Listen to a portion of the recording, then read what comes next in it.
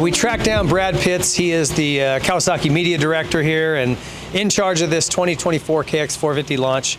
And Brad, I just wanted to chat with you a little bit about sort of what you guys were aiming at.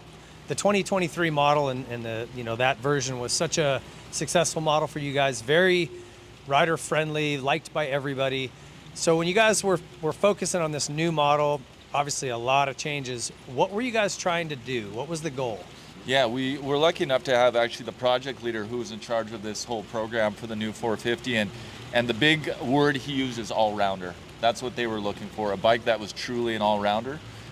You're very familiar with the old bike. It was a pretty good all-rounder as well. They didn't want to change that character. They wanted to make some improvements, but it was important to them that it was an all-rounder that worked in a lot of conditions and for a lot of riders. So all-rounder was the big developmental goal for this bike. Yeah, and I would say that was the perfect descriptor for the old version, the 23 model. There was, I would say by and large, most folks would get on that and go, man, it was just easy to ride, didn't do anything poorly, did everything well. And so that's kind of the focus for here. What would you say are the biggest changes to this bike? Well, I would say starting with the electronics, the FI, so that coupler system is gone. So that's all new for this year, right? We had the 3 DFI couplers previously. Now we've got an engine map switch on the handlebar. We've also got the addition of 2 traction control levels and the addition of the Rideology app. So now you can actually do FI tuning from your phone to the bike. So that's definitely new for this year. Now us older guys get a little scared when it gets technologically advanced like that, but I did download the app. It's very easy to use if you just get in there and play with it. Yeah, so that would be the big one. We went to a Brembo front brake, so that's all new. Other than that, it's a lot of what we talked about, keeping that same character, but improving front wheel traction. Obviously the exhaust, you can tell right away, is different. That would probably be the next biggest thing, is they went to a center port exhaust. Okay. So visually you can tell right away the exhaust comes through the center of the frame, whereas it used to route around the side. So they did center port exhaust and then a downdraft intake. So completely symmetrical. New airbox, that's brand new. Easy access, toolless airbox. So those are the big things: center port exhaust, downdraft intake, and then the electronics. Yeah, the filter is a super cool design. It actually just has a couple of clips that hold it in, and it slides up like a little cassette. It's pretty sweet.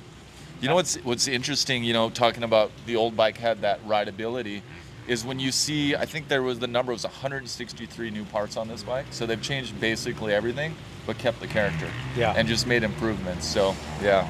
And that's all a mathematics equation, right? Those guys over there with their propeller hats on doing the numbers. But just everything about it looks refined. And I have not been able to ride it yet. We have a test rider that was on it all day today. But I'm very excited. You guys did a great job. Anything that stood out for you outside of the things we mentioned, like engine or chassis? I noticed a lot of changes to the frame when I looked at them side by side. And the spars are, especially along the bottom, are much thinner. More square. Yeah. They used to have almost that kind of flat look on the bottom of the rails. It's all square now. The Y-tube obviously comes a lot higher now because you have to make room for that center port exhaust. Yeah. They also had to make some changes to the rear shock, the positioning of it, to make room for that downdraft intake. So it was pretty interesting actually to see, just to go to a center port exhaust, you've got to change everything. You have to change the frame, you got to change the shock position. You've got now your reservoirs on the other side of the bike on the shock. So completely had to reroute a lot of stuff and once again keep that same character. Yeah. So difficult. Yeah. But with that design, it actually allows for the ceiling for this thing performance-wise to come way higher. Exactly. With that downdraft intake, there's more you can do. One of the things they really focused on with the character of the motor that's maybe a little different than before is over rev. So they wanted a lot of over rev and a real flat torque curve. Once again, going back to that rideability, if you have a nice flat torque curve, a lot of people can ride it. It's easier to ride. but with some more overhead. When you get the chance to ride it, I think you'll notice that.